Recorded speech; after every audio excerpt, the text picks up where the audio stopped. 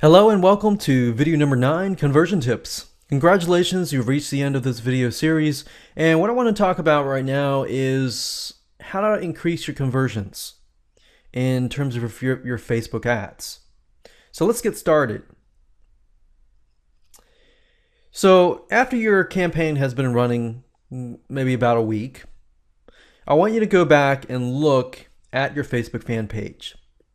At this point in time, you should be adding about 2 to 3 to 4 different pieces of content each and every day. The more content, the more fresh it tends to look. The more fresh it looks, then people feel like the community is growing and they want to be part of that community. So I want you to take a look at your Facebook fan page and how is your engagement? Is there a lot of comments? Are there a lot of likes? Are there a lot of reactions and things like that? Because that is important. The more interaction, the better. Think of it kind of like mini transactions. As somebody interacts with your site, they are one step closer to where you want them to be, whether that's going to be buying your product, buying an affiliate product you're promoting, or even getting on to your list. The way you can increase engagement is to gauge, ask questions. Don't just post stuff up. Ask questions, engage them, ask controversial questions.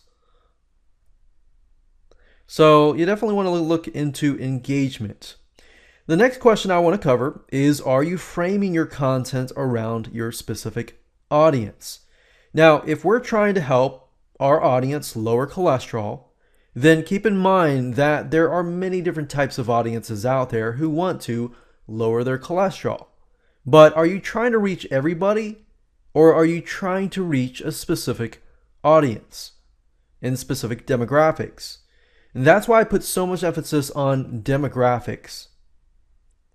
Remember, demographics is key. It will help you target the right person.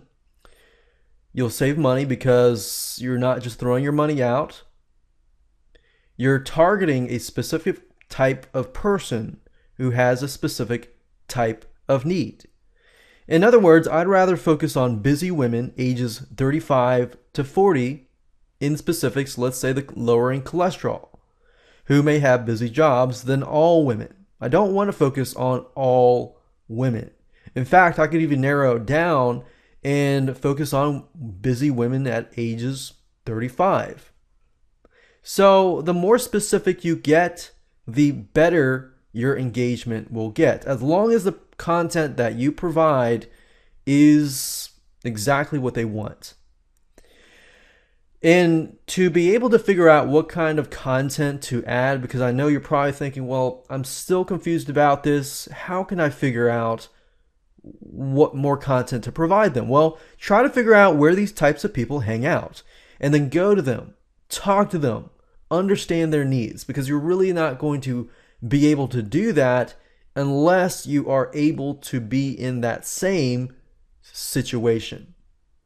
So by being able to talk to somebody who is in that time of frame, that type of frame of mindset, then that will definitely help you out a lot more in terms of providing content, providing answers to questions people have in that area. And another question is, why would they need what you are trying to sell? If you have done this properly, targeting a specific audience, you will know why they would need what you are trying to sell, whether it's your own product or whether it is an affiliate product. And the next question that I want to ask you is, have you gotten them on to your list?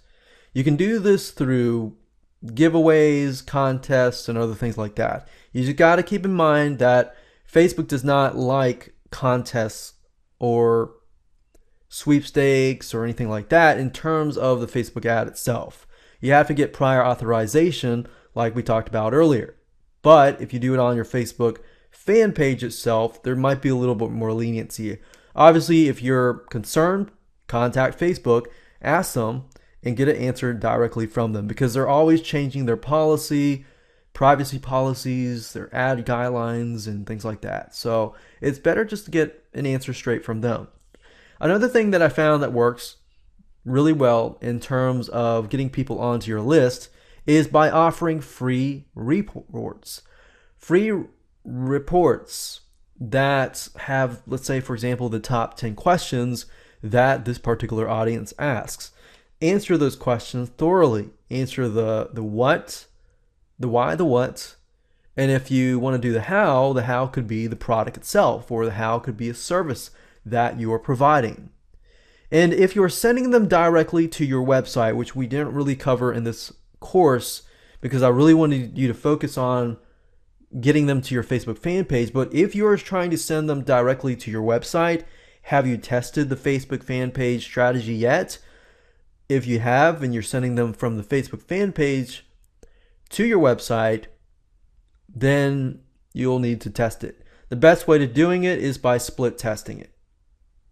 Get them on your list.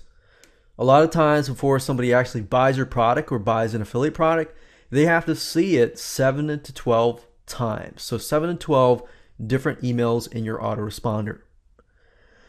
And then, but last but not least, we've got Facebook ad title image variations. Have you tested different ad variations? Tested different images, different Facebook titles, different call to actions, different verbs in your call to action?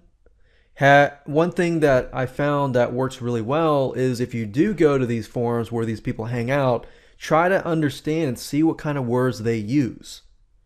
Understand the technical jargon, because that will ultimately appeal to them, especially if it's a very technical realm, because they will see you as one of them, even if you're not.